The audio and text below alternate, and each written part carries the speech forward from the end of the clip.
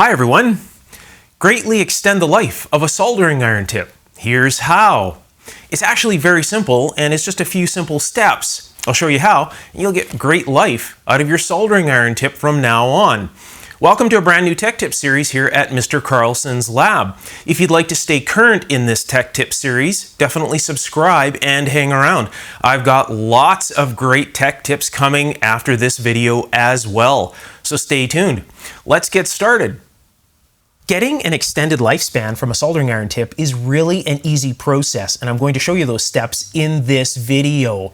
So this is all cold right now. Nothing has been turned on. All right, so I can show you this here. This tip is years old, and if you remember in the thumbnail, you can see that this was set to 390 degrees. This sits at that temperature all the time.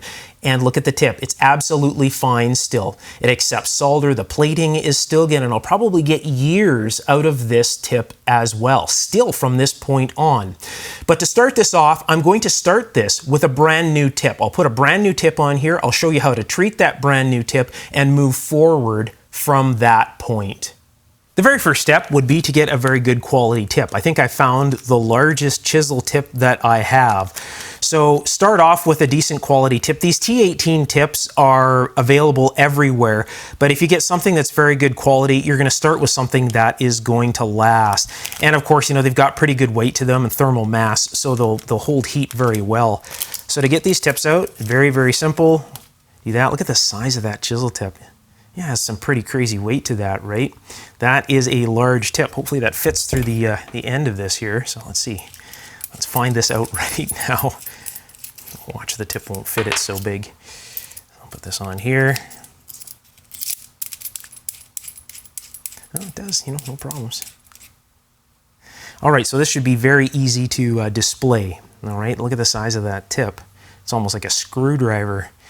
So great for some pretty big work, let's put it that way. So the very first thing, before you even turn your iron on, I'll get this over here and out of the way. Before you even turn your iron on, you'll notice that they've already put just a little bit of solder on here already.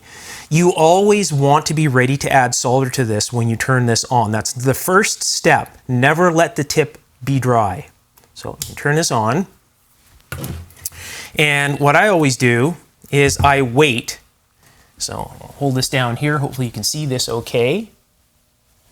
So I wait and I'll add solder to this. Hopefully and you'll see it start to melt here once this gets up to temp. That's a lot. See, there you go. All right. So that's the very first thing, is always add a lot of solder to the tip and just let it sit on the tip. That is one of the tricks. Never let the tip, of course, there's heat coming off this, so it's not going to focus on this very well.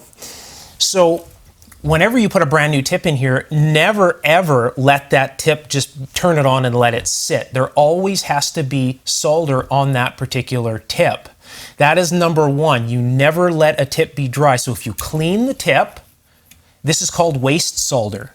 You put solder on here and then you put it back into the holder with solder on it. So you're always, yes you are, wasting a bit of solder.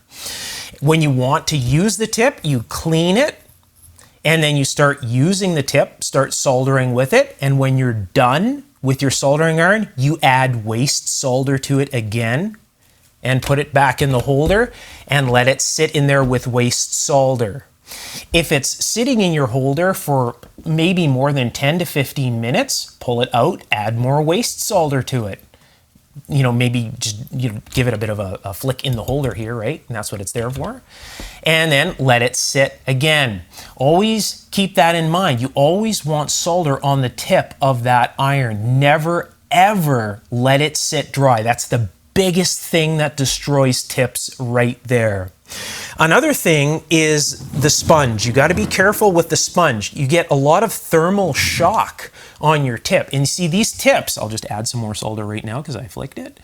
So these tips are plated. They're actually plated with a material. If that plating gets damaged, what'll happen is the tip erodes extremely fast. So if you're using your soldering iron tip as a pry bar and you're trying to, pry, leads and, because what happens when you clip leads in a chassis and things like that is they leave a sharp end. And sometimes if they folded them over and they've left that ear in there that I've talked about in many of my other videos, if you try to use your soldering iron to poke in there and unwrap the wiring, that sharp tip a lot of the times will, the sharp end of the wire will score the tip. If it scores through the plating on the tip, you have no time left. That particular tip is done. So the whole idea is not to go through the plating on the tip. The plating really is the answer.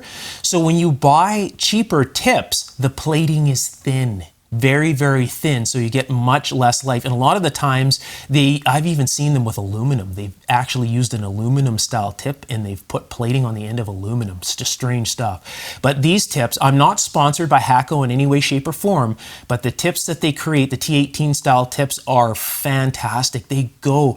You'll replace aftermarket or I guess you could say just the cheaper tips. You'll replace many of those just because they erode so fast. These go for years. I've had years of life out of these things. As I said, that other one is about 2 years old now, something like that. So back to the sponge here. The sponge, you want it to be damp, but you don't want it to be too incredibly overloaded with water. Remember, when you clean the tip off, if you really want to clean it off, like this, you get a very nice clean tip, as you can see, right? Look at that shining. But now there's no solder on it. You have to immediately add solder again to that tip. You cannot leave that tip dry. If you leave it dry, the tip is doomed. Not only that, I try not to use the sponge too incredibly much because the sponge itself creates thermal shock to the plating on the tip. Remember, you've got cold water, even if it's warm, the temperature difference between the tip temp and this is extreme. So every time you go about doing this on here, you're increasing the thermal shock to that tip. So what I try to do, add some solder to that. What I try to do is I try to use the little wire kind of sponges that they come with. I use that the most. So there really isn't a whole lot of thermal shock. Now, yes, these are abrasive, but they're soft enough to just scrape the stuff off. What I do is I poke it in, usually give it a few twists, do that, and you come out with a tip that looks pretty much the same as a sponge. So keep in mind, the sponge can be difficult on these tips, right? So you always want to keep it on. Now, it isn't crucial that, the moment that you do it, the second you put it on, within a few seconds, add the solder back to it and it should be absolutely fine. Whenever you want to use this, clean it off and do your soldering. And then before you put it back in the holder, always add waste solder. Coat the tip. And then it can go back in the holder. Another thing to keep in mind is if you have a sharp pencil tip type iron, a lot of the holders are metal, like this one. This is metal. And if you're very quick with soldering like I am, I'm guilty of this a lot. You knock the holder as you're putting this in, and you're not thinking, right? As you're putting this in, you hit the holder on the side or something like that. If you have a metal holder for your iron and it hits that, you're hitting a chunk of metal with the tip. You'll take the plating off the tip doing that. So you're probably thinking, all of these plastic holders are, cheap and all that. Actually, they're a fantastic idea. This is a high heat plastic and it's soft. So if you're putting it in and you hit the actual bracket that holds it, it's easy on the tip. Whereas the metal holders, you'll end up, you can see how this is worn, right? And you see all this here? That's from me hitting it with different tips. And even doing that, I still get pretty good tip life out of it. But if you have a sharp pencil type tip, the sharper the tip, the easier it is to destroy that particular tip.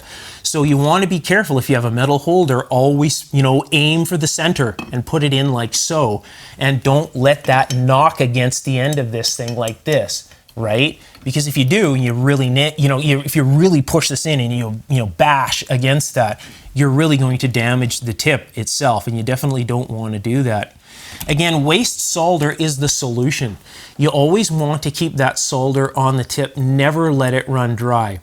If the tip is so badly oxidized, say your tip has gone black at this point and it's really, really oxidized, and you try to put solder on it, it just balls and falls off. A lot of the times those tips at that point are done. Sometimes they can be resurrected with tip tinning compound. They have tip tinner. It's in a little can like so, and you stick the tip in and move it around. Sometimes it'll clean it off, but other times usually it's gone. If the tip has started to erode, so the plating is gone, you have to replace the tip at that point because they just go very fast. So if I chip the plating off of this in 2 hours will erode probably, a good millimeter or two all the way up. And of course, where it's eroding, it won't really accept solder very well at that point. Never ever file these tips. There's another step there. Don't ever, or another tip there, another tip for the tip. Never file these tips. Again, they're plated. So that was an old thing when they had copper tips in irons. You'd file them sharp again because the solder erodes the copper. Don't ever file a plated tip. At that point, it's done immediately. You've ruined that tip if you file it or sand it or do anything. The moment that plating disappears on the tip is finished. Here's a brand new brass sponge, if you'd like to call it that. This is brand new in a bag and isn't oxidized like this one down here. This is a very soft material. Now, if you see one of these things, here's another thing. Don't go getting the bright idea and going, hey, I've seen these things at the dollar store. It's a scouring pad. No, it is not. Two very different materials. That is very hard. And of course, it will destroy a tip. I experimented with that years ago to see how a tip would last using one of those scouring pads, and not a good thing. So definitely stick with a dedicated tip cleaning, basically a brass type sponge. Anyways, good luck with your tips. Let me know how things go. Put a brand new tip in your iron, try this process, and report back in, 5 years or something like that. If you're enjoying these videos, definitely subscribe and hang around. I've got many more great tech tips videos coming in the near future. I have so many tech tips to share. I've got a great lineup planned.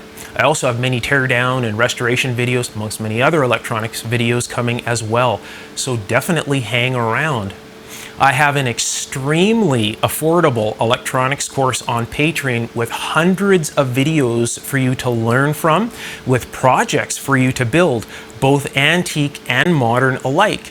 So whether you'd like to learn about semiconductor technology and ICs and prototype your own circuit boards at home, I teach you how to do that. Or whether you'd like to learn about vacuum tube technology and point-to-point circuits, I teach that as well. I just love electronics in general, including old electronic test equipment and modern electronic test equipment. I like it so much that I've designed custom pieces of electronic test equipment and I release them there on Patreon as well. So I have many electronic inventions, creations, and designs to share with you. Really, there's so much to mention about this electronics course. It's hard to fit it all in. You just really need to check it out if you're all about electronics. I'll put the link just below the video's description under the Show More tab, and I'll pin the link at the top of the comment section. Or if you're more comfortable in just using Google, just Google Mr. Carlson's Lab Patreon and it'll pop right up. All right, until next time, take care. Have a great day. Bye for now.